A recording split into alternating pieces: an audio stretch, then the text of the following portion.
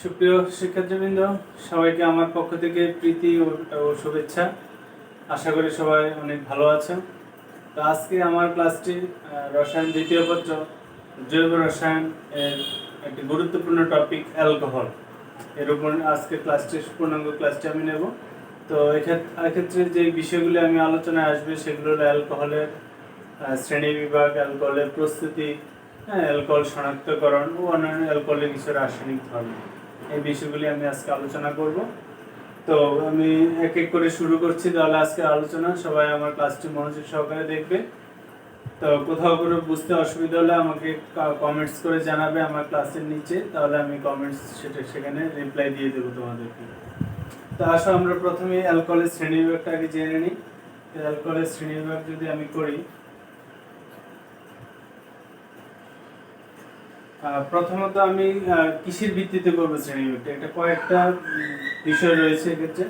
তো প্রথমত করি আমি ওএইচ মূলকের অবস্থানের ভিত্তিতে। মূলকের অবস্থানের ভিত্তিতে তিন প্রকার। Number 1 primary. তো তোমাদের সকলেরই জানা আছে প্রাইমারিকে আমরা সংক্ষেপে কি বলি, 1 degree alcohol, primary alcohol. Primary অ্যালকোহলের উদাহরণ দিয়ে দিচ্ছি একটা, যেমন CH3 CH2OH। এই অ্যালকোহলটা হলো কি প্রাইমারি অ্যালকোহল। একইভাবে আমি নাম্বার 2 সেকেন্ডারি অ্যালকোহল।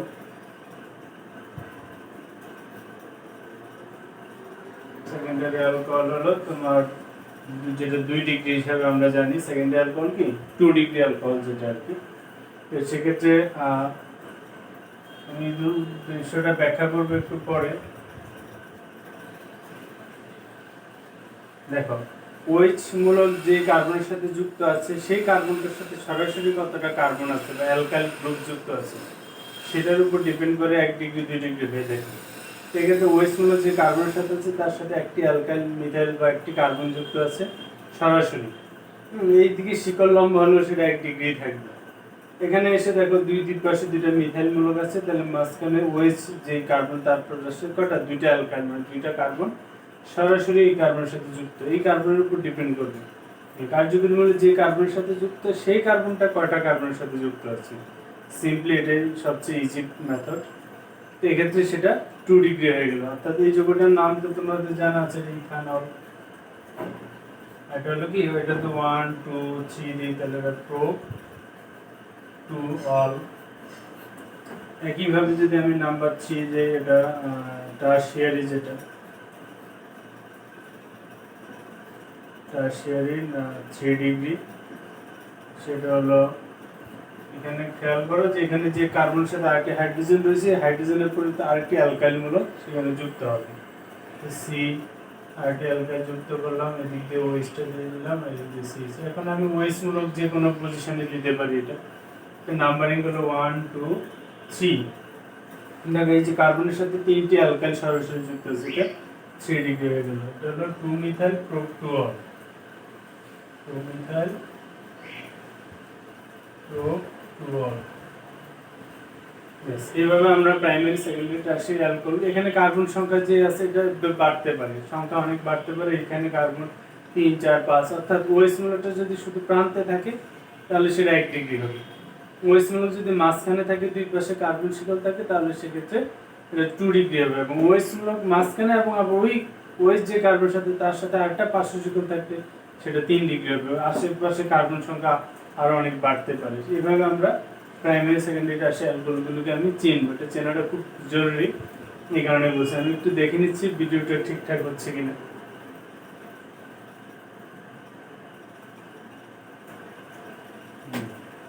ওকে, ডান। তাহলে আমি এবার আসি আরেকটা শ্রেণী বিভাগে যাচ্ছি। এটা হলো প্রাইমারি সেকেন্ডারি টারশিয়ারি অ্যালকোহল চিনলাম। এবার আসো ওএইচ মূলকের সংখ্যার উপর ভিত্তি করে আবার একটা শ্রেণী বিভাগ আছে। ওএইচ মূলকের কি সংখ্যার ভিত্তিতে, মূলকের সংখ্যার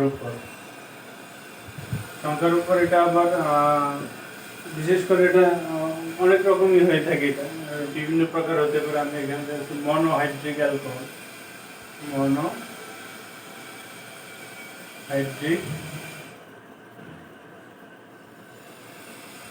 অ্যালকোহল, যেটা হলো যেমন CH3, CH2OH, অর্থাৎ যে কোনো যৌগের বা CH3, CHOH বা CH3, এই যে সবগুলো দুইটা যৌগে কি OH কটা করে আছে? একটা করে OH আছে, অর্থাৎ এটা হলো মনো শব্দের অর্থ হচ্ছে এক, একটি মনোহাইড্রিক, মানে OH কে হাইড্রিক বলা হয়েছে এখানে। তোমরা জানো OH এর আরেকটা নাম হাইড্রোক্সিও বলা হয়ে থাকে, নামকরণে যেটা শিখেছো তোমরা। মনোহাইড্রিক অ্যালকোহল মানে একটা OH থাকবে। নাম্বার 2 আসো ডাইহাইড্রিক অ্যালকোহল, তাহলে দুইটা OH থাকবে, যেমন CH2 দুইটা কার্বনের দুইটা OH মূলক দিয়ে, এটা কি ডাইহাইড্রিক। যেমন এটা ইথিলিন গ্লাইকল বলা হয়, দুইটা OH যদি পাশাপাশি কার্বন থাকে সেটা গ্লাইকল নাম হয়েছে, 3 কার্বন থাকলে এটা প্রোপিলিন গ্লাইকল হয়। এমনিতে এটা ইউপেক নাম 1,2 ইথেন ডাইঅল, যেহেতু দুইটা OH মূলক 1 এবং 2 নম্বর কার্বন রয়েছে এখানে। 3 নম্বর আসো ট্রাইহাইড্রিক, তখন 3টা OH থাকবে, CH2 তিনটাতে একটা করে OH দিয়ে দাও। এই যৌগটা হলো তোমাদের নাম জানা আছে গ্লিসারিন, এটা ছিল গ্লাইকল। গ্লিসারিন কখন হয় বা গ্লিসারল, মানে 3টা OH মূলক যদি কার্বনের পাশাপাশি থাকে তাহলে 3টা কার্বনই থাকতে হবে, তখন সেটা গ্লিসারিন হবে। তো এটা হলো ট্রাইহাইড্রিক অ্যালকোহল। এভাবে তোমরা বিভিন্ন রকম অ্যালকোহলগুলি চিনতে পারবে আশা করি। আরেকটা অ্যালকোহল আছে, এটা হলো বন্ধন প্রকৃতির উপর ভিত্তি করে। তোমরা জানো যে জৈব যৌগগুলি সাধারণত দুই ধরনের হয়, এলিফ্যাটিক যৌগ বা অ্যারোমেটিক যৌগ, যাই বলো না কেন। অ্যারোমেটিক যৌগগুলির সম্পৃক্ত আর অসম্পৃক্ত, যেটা বললাম, এলিফ্যাটিকগুলোর মধ্যে সম্পৃক্ত অসম্পৃক্ত দুইটাই রয়েছে, আর অ্যারোমেটিকগুলো সব অ্যারোমেটিক যৌগে অসম্পৃক্ত হয়। তোমরা এটা জানো যে কার্বন সংখ্যা কি, কার্বন শিকলে যদি একক বন্ধন থাকে তাহলে সেটা সম্পৃক্ত বা স্যাচুরেটেড কম্পাউন্ড, অর্গানিক কম্পাউন্ড হয়ে থাকে। আর যদি ডাবল বন্ড অথবা ট্রিপল বন্ড যৌগের মধ্যে থাকে তাহলে সেই যৌগটা হয়ে যাবে কি অসম্পৃক্ত বা আনস্যাচুরেটেড অর্গানিক কম্পাউন্ড। সেটা আনস্যাচুরেটেডের মধ্যে বললাম যে কি অ্যালিফ্যাটিক আছে আর অ্যারোমেটিক তো সবাই আছে। এবার আসো ওই শ্রেণীবিভাগটা আমরা দেখাই।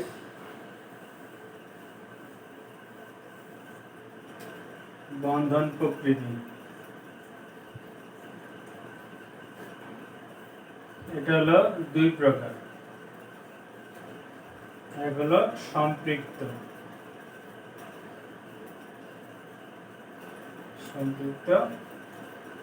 অ্যালকোহল, সেটা হলো তোমার যেমন CH3, CH2OH, ইথানল, প্রোপানল, যা যা দেখছো সবই সম্পৃক্ত অ্যালকোহল। অসম্পৃক্ত অ্যালকোহলের ব্যবহার তেমন একটা তোমরা করো নাই বা তোমাদের এখানে তেমন একটা আসে না, জাস্ট চিনে রাখার জন্য, অর্থাৎ নামকরণে যেটা পড়েছে আর কি। এবার 2 নম্বরে সেটাই দেখাচ্ছে অসম্পৃক্ত অ্যালকোহল।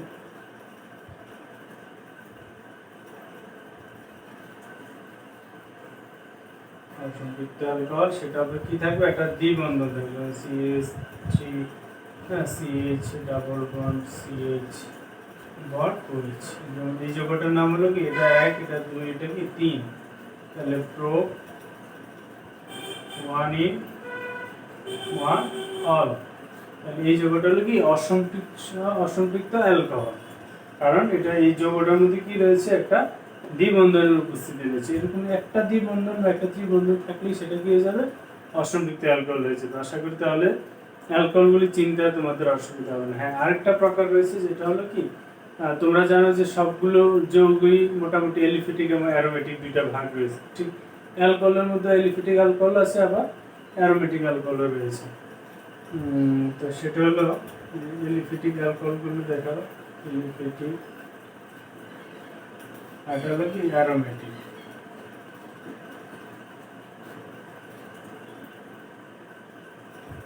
অ্যালকোহল,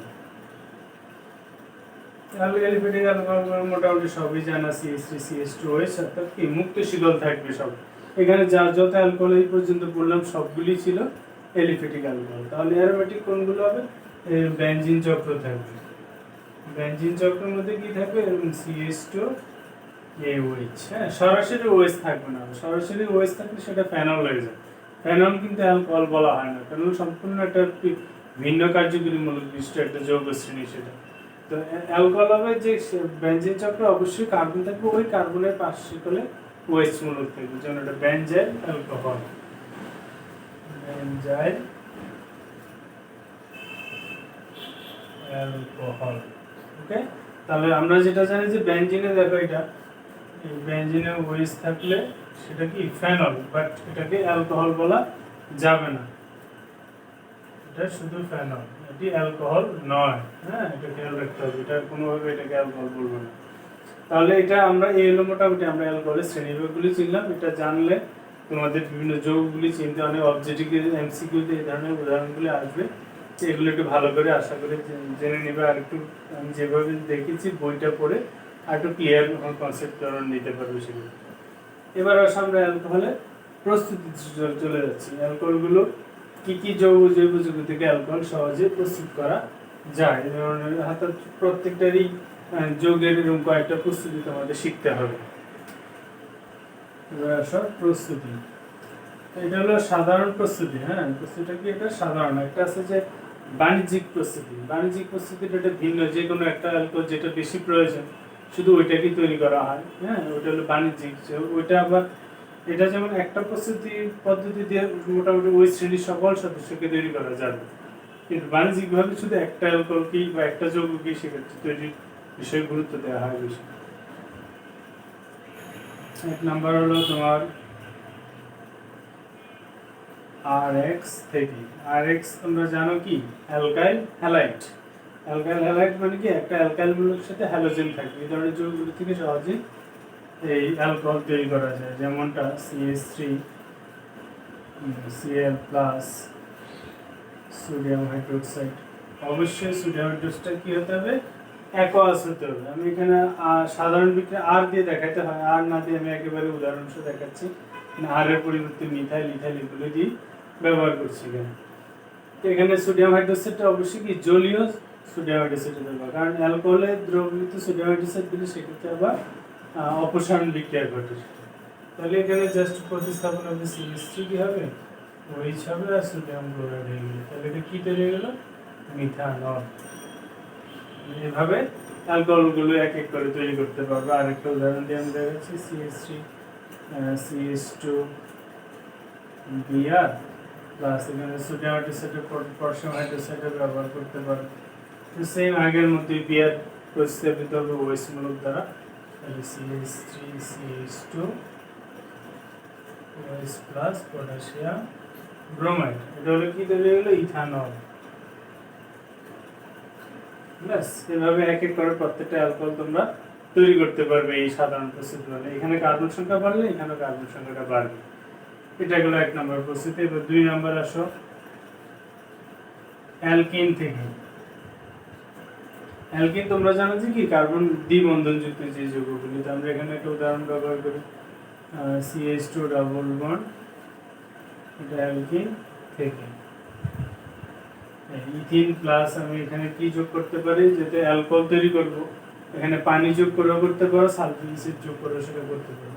তো পানি যোগ করলে সেক্ষেত্রে আমি এখানে একটা প্রভাবক H3PO4 ফসফরিক অ্যাসিড যদি দেই, তাহলে সেক্ষেত্রে একটাতে H মূলক আর একটাতে OH মূলক প্রবেশ করবে। তাহলে এটাতে H প্রবেশ করলে এটা CH3 হয়ে যাবে, আর এটাতে যে কোনোটাতে দিতে পারে। এটাতে OH দিলেও যে যোগ হবে, এখানে OH দিলেও সেম। এটাতে আমি হাইড্রোজেন যোগ করলাম, তাহলে এক্ষেত্রে OH-টা যোগ হবে CH2 এর সাথে। এটা কি হয়ে গেল, ইথানল তৈরি হয়ে গেল। এখন তুমি প্রোপিনের সাথে দিলে সেটা প্রোপানল হবে, বিউটিনের সাথে দিলে সেটা বিউটানল। বিউটিনের নাম্বার অনুযায়ী হবে, দ্বিবন্ধন যেখানে OH সেক্ষেত্রে ওখানে যুক্ত হবে। এবার আরেকটা যদি আমি সালফিউরিক অ্যাসিড দিয়ে যেটা বলেছিলাম যে CH3CH ডাবল বন্ড CH, আমি প্রোপিন ইউজ করলাম প্লাস সালফিউরিক অ্যাসিড এবং পানি একবারে যদি দিই, প্রথমে এটা ইথাইল হাইড্রোজেন সালফেট হয়। হ্যাঁ, এখানে একটাতে হাইড্রোজেন, একটাতে হাইড্রোজেন সালফেট যুক্ত হওয়ার পরে এটা পানির সাথে আবার বিক্রিয়া করে সালফিউরিক অ্যাসিড পূর্ব অবস্থায় চলে যাবে, আর এটা ইথানলে পরিণত হয়ে যাবে। CH3 CH2 এখানে প্রধান উৎপাদটা হবে, মাঝখানে OH যুক্ত হবে, প্রান্তে হাইড্রোজেন যুক্ত হবে, সালফিউরিক অ্যাসিডটা এখানে আবার পূর্ব অবস্থায় ফিরে আসবে বলছেন, তাহলে এটা প্রোপানল 2 তৈরি হলো। এইভাবে অ্যালকিন থেকে তোমরা অ্যালকোহলগুলি প্রস্তুত করতে পারো। এবার আরেকটা প্রস্তুতি দেখায়, সেটা হলো কার্বনিল যৌগ অর্থাৎ এলডিহাইড এবং কিটোন থেকেও তোমার এই অ্যালকোহল প্রস্তুত করা যায়। নাম্বার 3 কার্বনিল ব্র্যাকেটে এলডিহাইড কিটোন থেকে, এলডিহাইড বা কিটোন থেকে।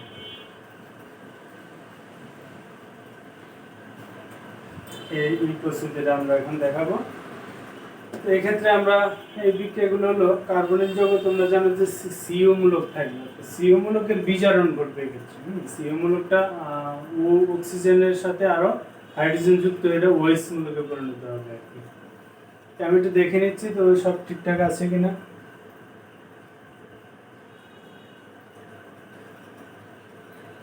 তো আসলে এবার কার্বনিল যৌগগুলি কি হতে পারে সেটার উপর একটা ব্যবহার করে এখানে আর সিএইচও প্লাস এটা বিজারণ যদি করে, এটা জার্মান হাইড্রোজেন যোগ করে করলে এখানে আমি এটা বিজারক দিব লিথিয়াম অ্যালুমিনিয়াম হাইড্রেট।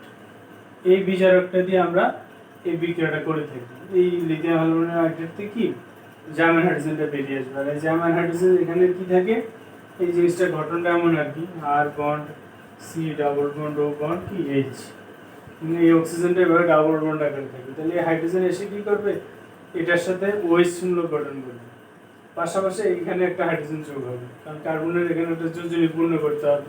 তাহলে উৎপন্ন যোগটা হচ্ছে আর, এটা ওএইচ হয়ে যাবে, আর এখানে একটা হাইড্রোজেন আগের আছে, আবার আরেকটা হাইড্রোজেনের আর সিএইচ2 ওএইচ হয়ে যাবে, অর্থাৎ কি অ্যালকোহল হয়ে গেল। এভাবে তুমি এবার কার্বন সংখ্যা বাড়িয়ে অ্যালকোহল, প্রত্যেকটা সিও মূলক কি হয়ে যাবে ওএইচ এবং সাথে একটা হাইড্রোজেন যুক্ত হবে কার্বনের সাথে, যেমন CH3 CHO যদি ব্যবহার করো জার্মান হাইড্রোজেন দাও, এখানে সেম প্রভাবটা CH3 CH2 OH হয়ে যাবে।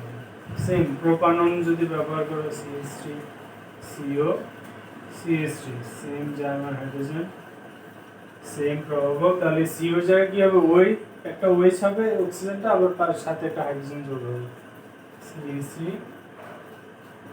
CH এবং ওইটা নিচে দিলাম বন্ড CH3, এটা হলো প্রোপানল 2 তৈরি হলো। এক এক করে এখানে যতটা হাইড্রোজেন প্রয়োজন ততটা এখান থেকে আসবে, আমি এখানে সমতা করলাম না। তো এইভাবে প্রত্যেকটা অ্যালডিহাইড কিটোনকে বিচারিত করলে কি পাওয়া যায়, এরকম অ্যালকোহল পাওয়া যায়। তো এই ক্ষেত্রে এই বিজারণ প্রক্রিয়াটা আবার এই হাইড্রোজেন এভাবে না দিয়ে হাইড্রোজেন এবং প্লাটিনাম প্রভাবক যদি দিই সেম উপাদানগুলোর সাথে, এই ক্ষেত্রে সেম উৎপাদ তৈরি হবে, মানে এটার পরিবর্তে এটাও ব্যবহার করা যেতে পারে, হাইড্রোজেন যোগ করব আর সেক্ষেত্রে প্লাটিনাম প্রভাবক ব্যবহার করব। সেক্ষেত্রে এভাবে এই লেড কিটোনগুলো অ্যালকোহলে পরিণত হবে। মোটামুটি এগুলো হলো তোমার সাধারণ প্রস্তুত প্রণালী। এই প্রস্তুত প্রণালীগুলো অ্যালকোহলের ক্ষেত্রে খুব ইম্পর্টেন্ট, এগুলো ভালোভাবে একটু আয়ত্ত করবে। এবার আসলে একটা বাণিজ্যিক প্রস্তুতিতে যাব, বিশেষ করে এই বাণিজ্যিক প্রস্তুতি হবে অ্যালকোহলের মধ্যে সবচেয়ে বেশি ব্যবহৃত হয় যে অ্যালকোহলটা, তোমরা সেটা জানো যে ইথানল বা ইথাইল অ্যালকোহল। এটা মানে ওষুধ শিল্প হতে শুরু করে শিল্প কারখানা হতে শুরু করে জ্বালানি হতে শুরু করে পানীয় হিসাবে সব ক্ষেত্রে এটা প্রচুর ব্যবহার রয়েছে ইথানল। এবং এটা আরেকটা ব্যবহার রয়েছে, আমরা যে বিভিন্ন হ্যান্ড স্যানিটাইজার ব্যবহার করি সেক্ষেত্রে ইথানলের ব্যবহার রয়েছে। তাহলে ইথানল যেটা অনেক বেশি পরিমাণে ব্যবহার হচ্ছে, তাহলে ইথানলের একটা বাণিজ্যিক প্রস্তুতি আমার জানা দরকার।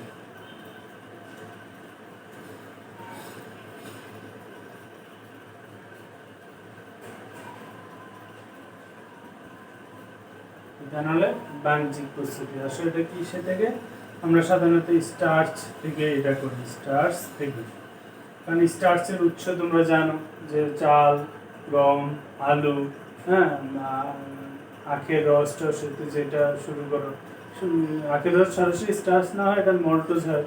তো এই জাতীয় উপাদানগুলো থেকে আমরা সহজে এই ইথানলটা তৈরি করতে পারি। এটা যেমন C6H12O5 হোল, হ্যাঁ, এটা হলো কি স্টার্চ। এই স্টার্চকে যখন আমি এখানে পানি যোগ করব, এখানে একটা ডায়াস্টেজ একটা এনজাইম দেব, ডায়াস্টেজ এনজাইম দিলে স্টার্চ ভেঙে মল্টোজে পরিণত হবে। C12H22 ও 11 অর্থাৎ এখানে 2 অণু ব্যবহার হয়ে তোমার মল্টোজে পরিণত হবে। কিসে পরিণত হলো? মল্টোজ। এবার আবার মল্টোজকে যখন তুমি ভাঙবে,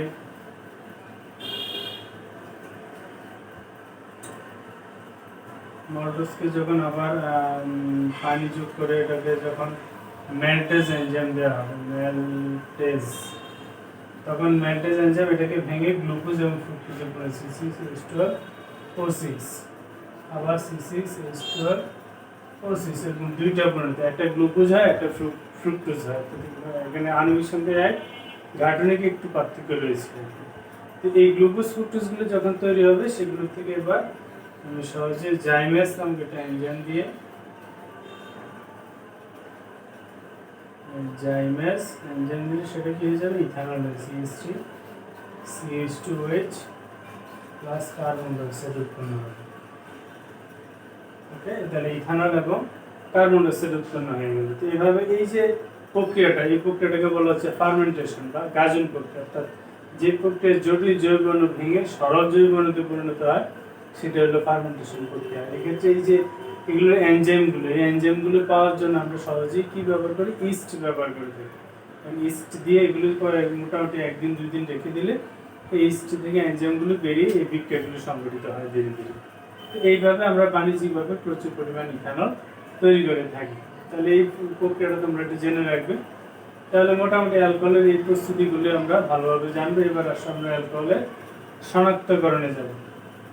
অ্যালকোহলগুলোকে কিভাবে তুমি শনাক্তকরণ করবে?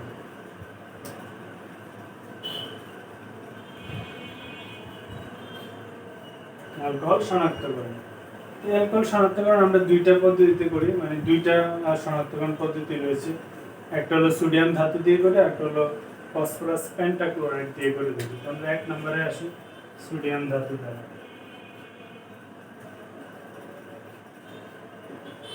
সোডিয়াম ধাতু দ্বারা তাহলে আসা বিক্রিয়া করে CH3CH2OH এর সাথে সোডিয়াম ধাতু যখন যোগ করা হয় তখন এখানে কি হবে? সোডিয়াম এই হাইড্রোজেনকে প্রতিস্থাপন করবে, শুধু OH এর হাইড্রোজেনটাকে। এখানে CH3CH2ONA হবে আর হাইড্রোজেন গ্যাস হবে, হাইড্রোজেন গ্যাস। তাহলে বিক্রিয়া এটুকুই সমাপ্ত। তাহলে আমি বুঝবো কিভাবে এটা যে অ্যালকোহল ছিল? হ্যাঁ, যখনই এই সোডিয়াম এটা বিক্রিয়া করে তখন এখানে সোডিয়াম ইথাঅক্সাইড উৎপন্ন হয়।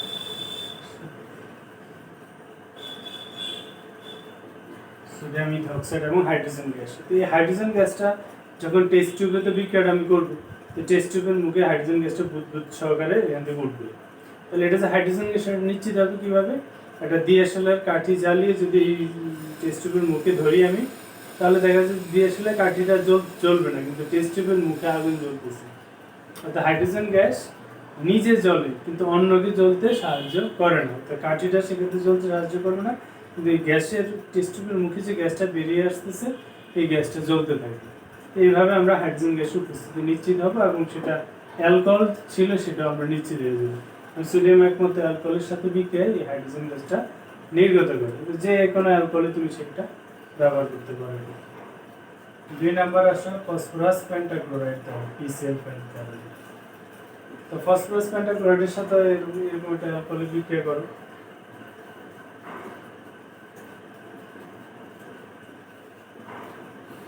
তো ফসফরাস পেন্টাক্লোরাইড যখন ইথানলের সাথে আমি যোগ করলাম, তাহলে এক্ষেত্রে ওএইচ মূলকটা এই ফসফরাস পেন্টাক্লোরাইডের হ্যালাইড মানে ক্লোরিন মূলক দ্বারা প্রতিস্থাপিত হয়। ইথাইল ক্লোরাইড হবে CH2Cl প্লাস PuCl3 হবে প্লাস হাইড্রোক্লোরিক অ্যাসিড হবে। বুঝা গেল? এভাবে অ্যালকাইল হ্যালাইড এবং ফসফরাস অক্সিক্লোরাইড এবং হাইড্রোক্লোরিক অ্যাসিড উৎপন্ন হয়। তাহলে আপাতত এই বিক্রিয়া দিয়ে আমি কিছু বুঝতে পারবো না যে এখানে অ্যালকোহলের উপস্থিতি আছে কিনা। হ্যাঁ, এই বিক্রিয়ার পরে আমি এবার কী করবো? অ্যামোনিয়াম হাইড্রোক্সাইড বা অ্যামোনিয়া দ্রবণ এই উক্ত মিশ্রণের মাধ্যমে এটা যোগ করার পরে যেগুলি তৈরি হলো, তাতে কিছুক্ষণ অপেক্ষা করার পর বিক্রিয়া যখন সম্পূর্ণ হলো আমি এর মধ্যে অ্যামোনিয়া দ্রবণ যোগ করবো। তাহলে উৎপন্ন HCl আমি যে অ্যামোনিয়া গ্যাস যোগ করলাম বা অ্যামোনিয়া দ্রবণ যেটাই যোগ করে না কেন, অ্যামোনিয়া দ্রবণ হলে অ্যামোনিয়াম হাইড্রোক্সাইড। তো অ্যামোনিয়ার সাথে হাইড্রোক্লোরিক অ্যাসিডের বিক্রিয়া এই NH4Cl অ্যামোনিয়াম ক্লোরাইডে কি তৈরি করবে? সাদা ধোঁয়া তৈরি করবে। বুঝা গেল? এইভাবে সাদা ধোঁয়া উৎপন্ন হবে। তাহলে অ্যামোনিয়া গ্যাস একমাত্র হাইড্রোক্লোরিক অ্যাসিডের সাথে সাদা ধোঁয়া তৈরি করবে। মানে এক্ষেত্রে যদি অ্যালকোহল না থাকতো তাহলে ফসফরাস পেন্টাক্লোরাইডের এই বিক্রিয়া সম্ভব হতো না, হাইড্রোক্লোরিক অ্যাসিডও সেখানে উৎপন্ন হতো না। অ্যালকোহল থাকাতেই তার সাথে কি হলো? বিক্রিয়া হাইড্রোক্লোরিক অ্যাসিড উৎপন্ন হলো, যেটার উপস্থিতি আমরা অ্যামোনিয়া গ্যাস দিয়ে শনাক্ত করলাম যেখানে HCl আছে।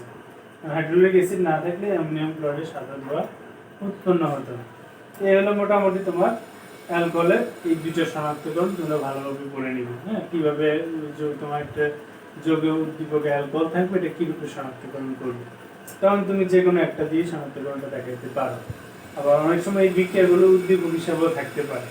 হ্যাঁ, অনেকভাবে বিক্রিয়া থাকতে পারতে বিক্রিয়াগুলো ভালোভাবে তোমাকে মুখস্থ করতে হবে এবং তুমি নিজে নিজে যেমন লিখতে পারো কী কী দিয়ে শনাক্ত করা যায়, কীভাবে বিক্রিয়াটা ঘটে, এই বিষয়গুলো তোমাকে আয়ত্ত করতে হবে। এবার আসে অ্যালকোহলের যদি রাসায়নিক ধর্ম আমি বলি, অ্যালকোহল একটা নিরপেক্ষ যৌগ। অ্যালকোহলের অম্ল বা ক্ষারীয় ধর্ম নেই, মোটামুটি নিরপেক্ষ বলা যায়। আর অ্যালকোহলের দ্রবণীয়তা যদি বলি, অ্যালকোহল একটা পোলার, কারণ অ্যালকোহলের মধ্যে কী রয়েছে? OH মূলক রয়েছে, এটা ডেল্টা প্লাস, এটা ডেল্টা মাইনাস। OH মূলক থাকাতে এটা পোলার ধর্ম, যার কারণে এটা পানির সাথে কী করে? হাইড্রোজেন বন্ধন গঠন করতে পারে। খেয়াল রাখো যে অ্যালকোহল পানির সাথে কী করে? হাইড্রোজেন বন্ধন গঠন করার কারণে এটা পানিতে দ্রবীভূত হয়ে যায়।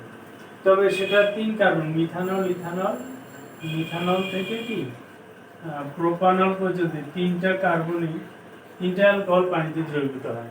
এর উপরে অ্যালকোহলগুলো পানিতে দ্রবীভূত হয় না, কারণ এখানে যদি CH4 H9OH থাকে তাহলে এটা তো বিউটানল। এই বিউটানলে OH মূলটা পানিতে দ্রবীভূত, ঠিক আছে, পানির সাথে বন্ধন করবে, এই অ্যালকাইল অংশ কিন্তু পানিতে অদ্রবণীয়।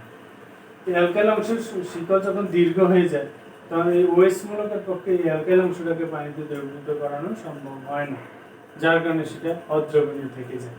অর্থাৎ 3 কার্বন বিশিষ্ট অ্যালকোহলগুলিতে শিকলটা ছোট থাকে, এরা সহজেই পানিতে দ্রবীভূত, হাইড্রোজেন বন্ধন গঠন করে দ্রবীভূত হতে পারে। এছাড়া অ্যালকোহলে কিছু বাণিজ্যিক ব্যবহারের শ্রেণীবিভাগ রয়েছে, যেমন রেকটিফাইড স্পিরিট হিসাবে বিক্রি হয়। তোমরা জানো যে অ্যালকোহলে কি 96.4% যে জলীয় দ্রবণটা, এটা ইথানলের, তার ইথানল, এটা হলো রেকটিফাইড স্পিরিট, একবারে খুব গাঢ় দ্রবণ, এটা হিসাবে ব্যবহার করা হয়। এছাড়া আবার মেথিলেটেড স্পিরিট আছে, এই ইথানলকে যেহেতু পানীয় হিসাবে ব্যবহার করা হয় তাই এটার সাথে বাণিজ্যিক ক্ষেত্রে ব্যবহারের জন্য ইথানলের সাথে কিছু মিথানল, মানে CH2OH, সেটা খুব বিষাক্ত, ওটা যোগ করে এটাকে মানে বিষাক্ত করে দেওয়া হয়, যার কারণে এটা পানীয় হিসেবে খাওয়া যায় না, ওটাকে বলা হয় মিথিলেটেড স্পিরিট। হ্যাঁ, এরকম কয়েকটা নাম রয়েছে। তো এগুলো আরও বিস্তারিত বিষয়গুলি তোমরা একটু বইটা পড়ে জেনে নেবে অ্যালকোহল সম্পর্কে। আমি পরীক্ষায় যেটুকু আসে এটুকু ভালোভাবে আজকে দিয়ে দিচ্ছি তোমাদের জন্য, তো তোমরা এগুলো ভালোভাবে আয়ত্ত করবে। পরবর্তী ক্লাসে আমরা এলডিহাইড, কিটোন, ওই বিষয় বা ইথার, জৈব অ্যাসিড, এগুলো প্রস্তুতি এবং শনাক্তকরণগুলি নিয়ে আলোচনা করবো। তো সবাই ভালো থাকো, সবাইকে অসংখ্য ধন্যবাদ জানাচ্ছি।